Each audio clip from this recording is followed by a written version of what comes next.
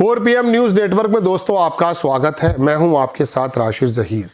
दो घटनाएं इस देश में ऐसी हुई हैं कि अगर आप गौर से देखें तो आपको चलेगा कि अंदर और बाहर कब कुछ सही नहीं है।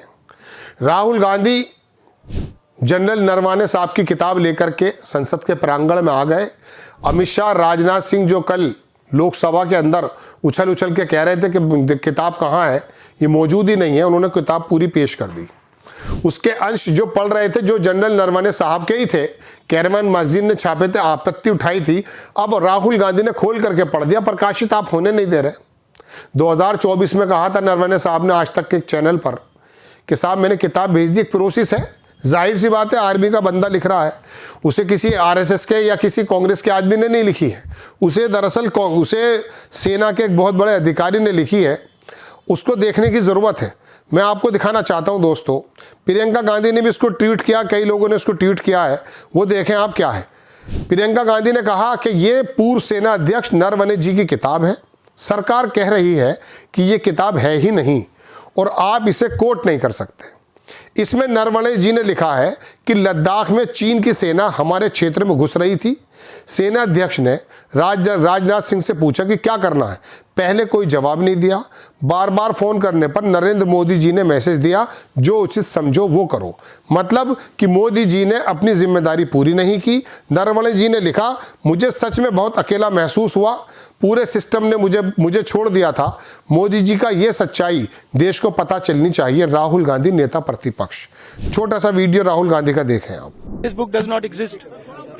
Every youngster in India should see that this book exists. This is Mr. Narawane's book. Naravane जी की किताब है। इसमें उन्होंने पूरा अकाउंट लिखा है। जो लद्दाख का जो अकाउंट था, और मुझे कहा गया है, और मुझे कहा गया है कि मैं इस बुक को कोट नहीं कर सकता हूं, बट यहाँ पे पूरा लिखा है। यहाँ पे मेन लाइन है जो प्रधानमंत्री ने कही, जो उचित समझो वो करो। राइट? जब chief of army staff general Naravane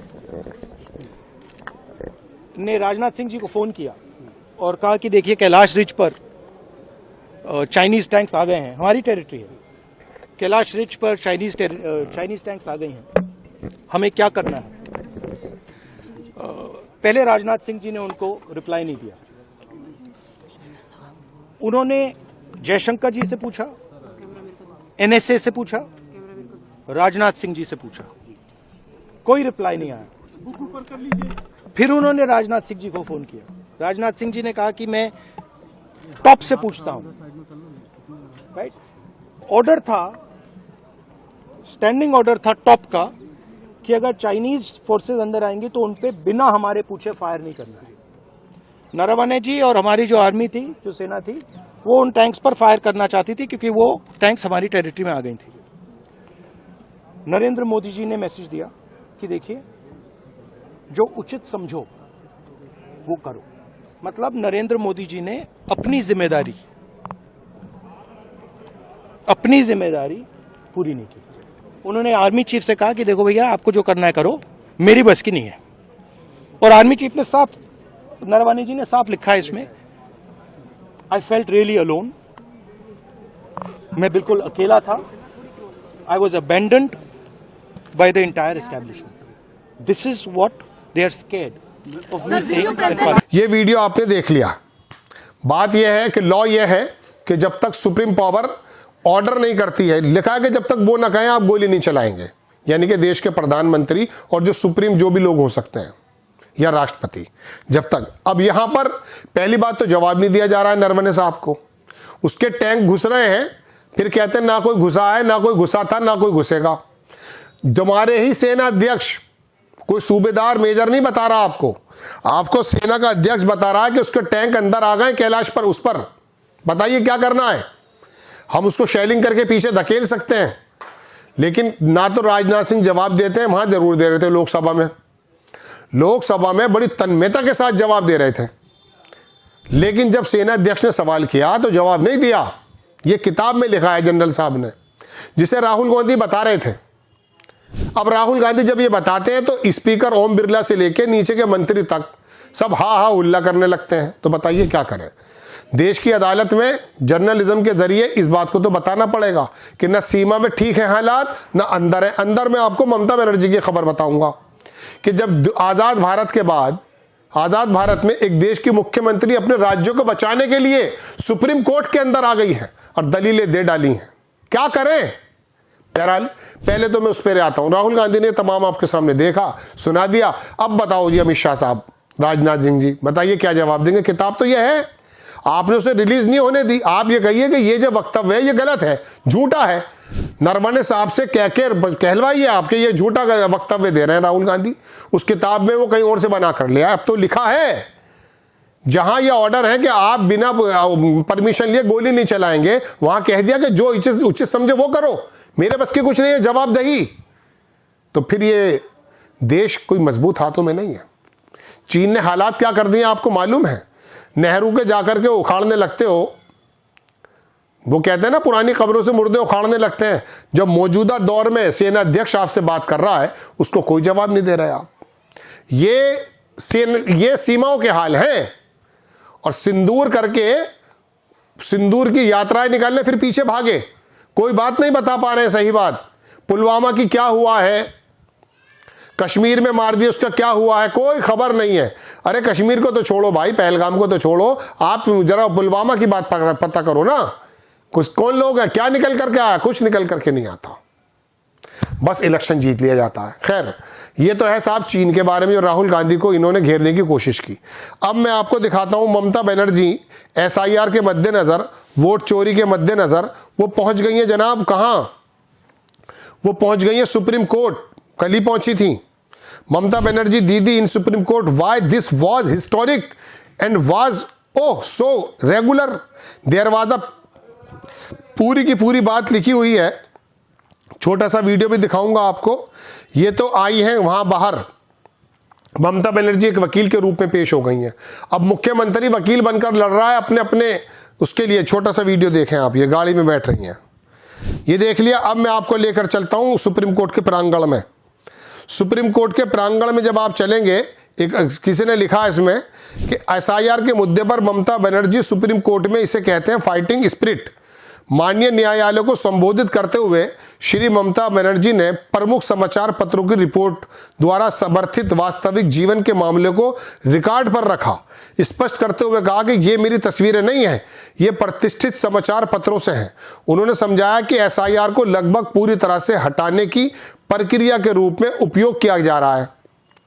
SIR को लगभग पूरी तरह से हटाने की प्रक्रिया के रूप में उपयोग किया जा रहा है। शादी के बाद उपनाम बदलने वाली महिलाएं, घर बदलने वाले लोग, छोटे फ्लैट खरीदने वाले गरीब परिवार बिना उचित प्रक्रिया के अपने नाम हटते देख रहे हैं।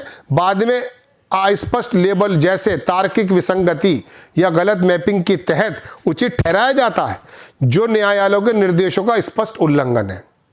माननीय न्यायालय के आदेश का स्वागत करते हुए कि आधार को वैध प्रमाण के रूप में स्वीकार किया जाए, उन्होंने सवाल किया कि बंगाल को अकेले उन दस्तावेजों से वंचित क्यों किया गया जो कहीं और स्वीकार किए जाते हैं, जैसे निवास या जाति प्रमाण पत्र। चुनाव की पूर्व संध्या पर बंगाल को क्यों चुना गया, उन्होंने पूछा। उन्होंने 24 वर्षों बाद लगाई गई तत्कालिकता को भी चिन्हित किया। 3 महीनों में जल्दबाजी में किया गया फसल के मौसम और चरम प्रवासन के दौरान और मानवीय लागत को रिकॉर्ड पर रखा। 100 से अधिक मौतें, बीएलओ की मौतें और व्यापक अस्पतालों में भर्ती। यदि यह वास्तविक सुधार था तो उन्होंने पूछा तो असम क्यों नहीं, केवल बंगाल क्यों? बिल्कुल सही बात है। छोटा सा वीडियो तो आपको देखना बनता है, देखें आप ये video. Sir, their SIR process is only for deletion, not for inclusion. Mismatch not only the title, sir. Mismatch, mismap, unplanned. Now suppose a daughter after marriage, she go to the in-laws house. Now why she's change her title? Why she's using the husband's name, husband's title? That is also mismatch. Can't be. Yes, sir, they have done it, sir. That's why we are. Now, That's sir, why we. only I just want to, sir. Number 2, sir, there are some daughters who married and shifted the in-laws' house, their name also just unilaterally deleted. It is just because they shifted their houses. Sir, you will appreciate sometimes some people work some office, they they transferred other offices, they work somewhere. Sometimes the poor people, they purchase the flats, they shifted their addresses, but they are the genuine people are staying there. But because of the name of logical discrepancy, now they change the name. No, instead of logical discrepancy, when you gave order, sir, they violated, and they say it is the discrepancy mapping. Sir, can they even violate your order? Number two, sir, we are grateful. Bengal people are so happy that this court gave order that Aadhaar card will be one of the proof documents. But they said no, only with Aadhaar card. Sir, in other state, sir, the domicile certificate is allowed. Sir, the family registered card is allowed.